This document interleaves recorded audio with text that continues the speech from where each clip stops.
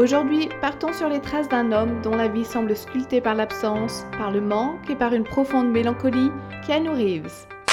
Dès ses années d'école, Keanu n'était pas comme les autres enfants. Il avait deux passions aussi différentes que profondes, le hockey sur glace et Shakespeare. Deux mondes apparemment opposés, mais qui coexistaient en lui avec la même intensité. Une anecdote en dit long. Gardien de but dans son équipe de hockey, il restait souvent immobile près des cages, l'air ailleurs, tandis que ses coéquipiers attaquaient. C'est là, dans cet étrange silence, qu'il récitait à voix basse les répliques d'Henri IV, qu'il connaissait par cœur, jouant tous les rôles à lui seul. Mais dès que le palais arrivait, il ouvrait grand les yeux et plongeait de tout son corps pour l'arrêter. Cette passion pour Shakespeare n'était pas née par hasard. Elle venait en réalité d'une enfance brisée. Keanu n'avait que 3 ans quand son père a quitté la maison. Pendant un temps, il le revoit de manière sporadique. Mais à partir de ses 13 ans, plus rien. Silence total. Plus tard, cet homme sera arrêté pour trafic de drogue et condamné à 2 ans de prison. Au moment de son incarcération, Keanu était déjà célèbre dans le monde entier. Depuis sa cellule, son père lui envoie une lettre sincère et émue. Mais Keanu ne lui répondra jamais. Seul avec un tout petit, à peine capable de marcher, sa mère entreprend de reconstruire leur vie. De l'Australie aux États-Unis, puis au Canada, elle cherche un endroit où s'ancrer. Elle travaille comme costumière pour subvenir à leurs besoins, mais les compagnons se succèdent. Des figures paternelles éphémères, jamais stables. Keanu grandit dans ce chaos. Toujours le nouvel élève, toujours en train de s'adapter, toujours en mouvement. Jamais vraiment ancré. Il trouve un peu de réconfort dans les livres, surtout dans Hamlet. Il se voit dans ce prince déchiré, dans ses blessures familiales et son regard désabusé sur le monde. Il rejoint le club de théâtre de son école et s'y investit avec passion. Et pourtant en parallèle, il brillait aussi sur la glace. Gardien de but d'exception, il a été sacré MVP plusieurs fois, joueur le plus utile à son équipe, au point que ses coéquipiers l'appellent le mur. Son niveau est tel qu'il envisage sérieusement de viser les Jeux Olympiques. Mais il ne pouvait pas non plus abandonner le théâtre, ni Shakespeare. Une blessure un jour le force pourtant à choisir. Et le hockey doit s'arrêter. Alors Keanu mise tout sur le théâtre. Il quitte le lycée sans hésiter, persuadé que sa place est ailleurs, et part tenter sa chance à Hollywood. Tout ce qu'il veut, c'est devenir acteur au plus vite. Mais son ascension ne sera pas simple. Il se heurte tout de suite à un obstacle inattendu, son prénom. Keanu, pour des anglophones, sonne très exotique. How did you come by the name? Let's see, I was told that it means cool breeze over the mountains.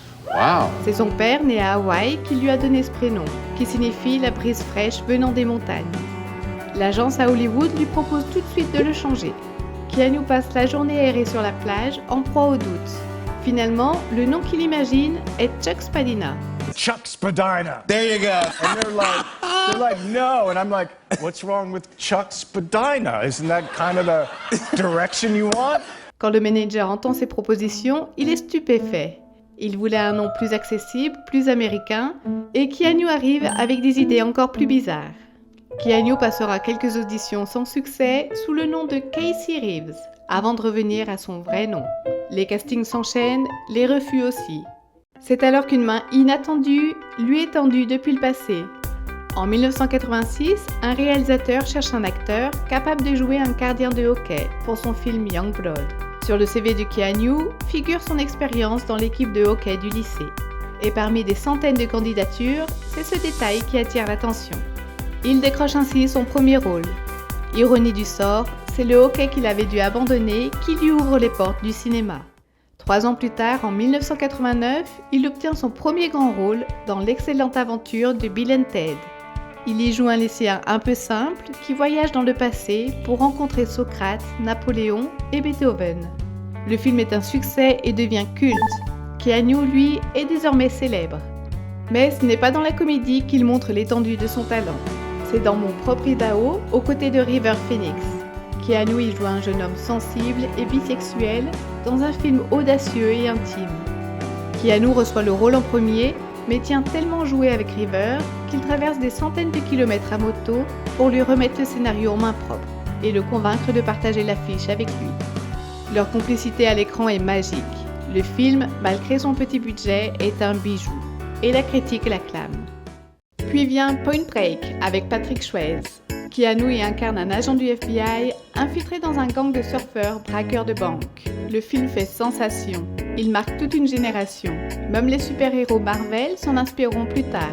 Dans Avengers, Iron Man surnomme Thor Point Break, un clin d'œil à la longue chevelure de Patrick Swayze. No hard feelings, Point Break. You got a mean swing. Un clin d'œil nostalgique pour ceux qui ont grandi avec ce film. Voice activation required. Thor. Access denied. Damn you, Stark. Point Break. Welcome, Point Break. Keanu Reeves devient une étoile montante, mais au sommet de cette ascension, le destin le frappe de plein fouet. Un matin, il allume machinalement la télévision. Une nouvelle s'affiche, River Phoenix est mort. Une overdose au cours d'une soirée, dans un club appartenant à Johnny Depp. Keanu est dévasté. Quelques mois plus tard, autre coup dur.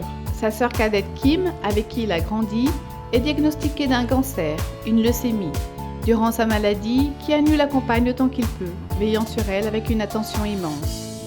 Un jour, alors qu'il rentre de tournage à l'étranger, il l'appelle. La ligne coupe, injoignable. Il décide immédiatement de reprendre le premier vol pour l'Italie, où elle vit. Il contacte la police, qui la retrouve peu après inconsciente chez elle et la transfère à l'hôpital. Keanu arrive au chevet de sa sœur et ne la quitte plus.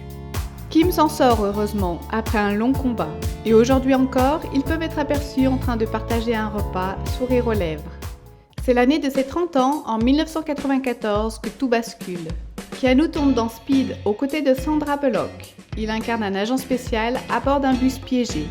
Une bombe y est installée, prête à exploser si le véhicule descend en dessous de 50 km/h. Suspense et action. Et pourtant au départ, Keanu refuse le rôle, qu'il trouve trop simpliste. Le lendemain, il s'envole pour la France. Son manager, assis à côté de lui dans l'avion, tente de le convaincre, en vain.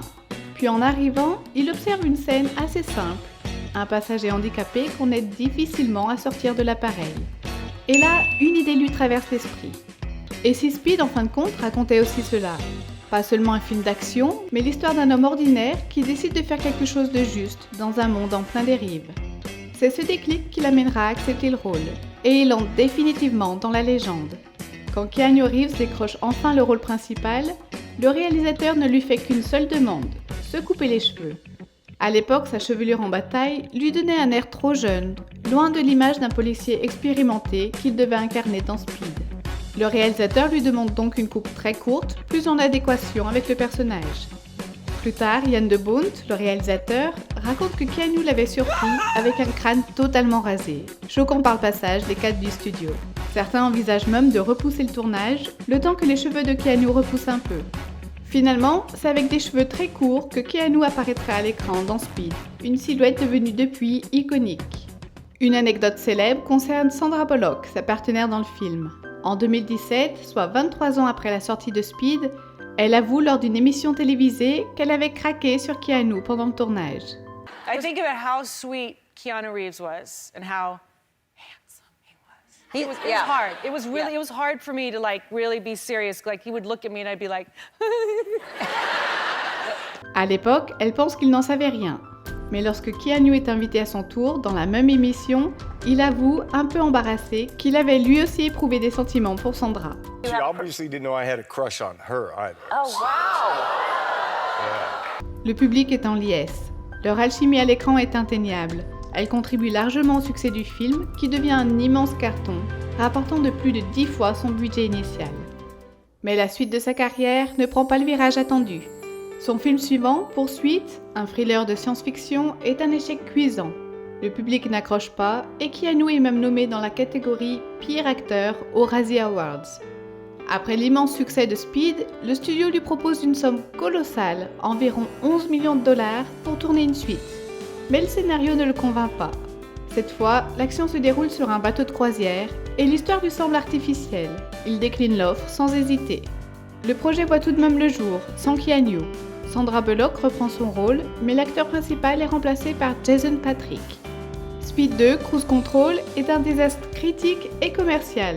Il reçoit même le prix de la pire suite de l'année. Avec le recul, Keanu avait bien fait de dire non. Mais cette décision eut sur le coup un prix. Il se retrouve sur la liste noire de la Fox. Pendant 14 ans, le studio refuse de l'embaucher.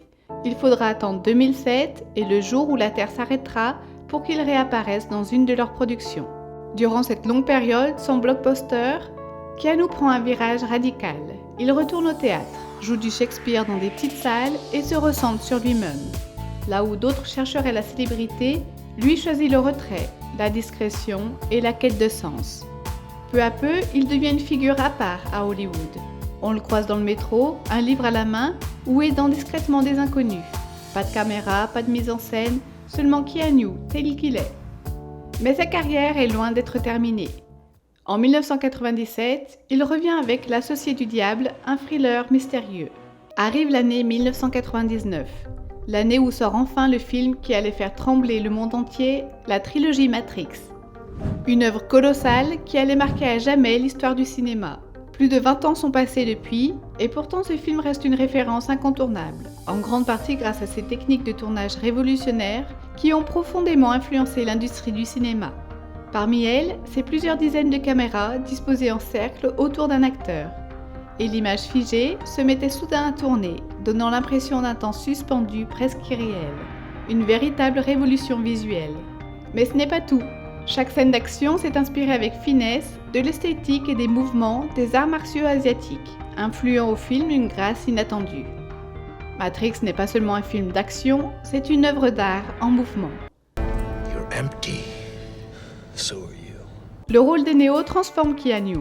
Il exige de lui une implication physique intense, mais aussi une profondeur émotionnelle et philosophique rare. Un héros solitaire, en quête de vérité dans un monde illusoire. Un rôle taillé sur mesure pour lui. Le succès de la trilogie Matrix le consacre. Mais plus qu'un exploit technique, ces films racontent des choix, des identités, des éveils. Et Keanu les incarne avec calme et intensité. La suite, Matrix Reload, devient même le film classé R, interdit aux mineurs non accompagnés, le plus rentable de tous les temps. Et ce record tiendra pendant 13 ans, jusqu'à qu'un certain Deadpool en 2016 vienne le détrôner. Deadpool ne régnera pas longtemps, Joker en 2019 le dépassera à son tour. Grâce à ce triomphe inédit, Keanu Reeves entre dans l'histoire avec un autre record toujours inégalé, celui de l'acteur ayant gagné le plus d'argent pour un rôle unique dans un seul film. Pour Matrix Reload, Keanu Reeves aurait gagné près de 126 millions de dollars, soit une somme totalement vertigineuse. Malgré ce triomphe, Keanu fuit les projecteurs. Pas de scandale, pas d'extravagance. Il vit modestement, loin des codes du star system. Pour lui, jouer n'a jamais été une question de gloire.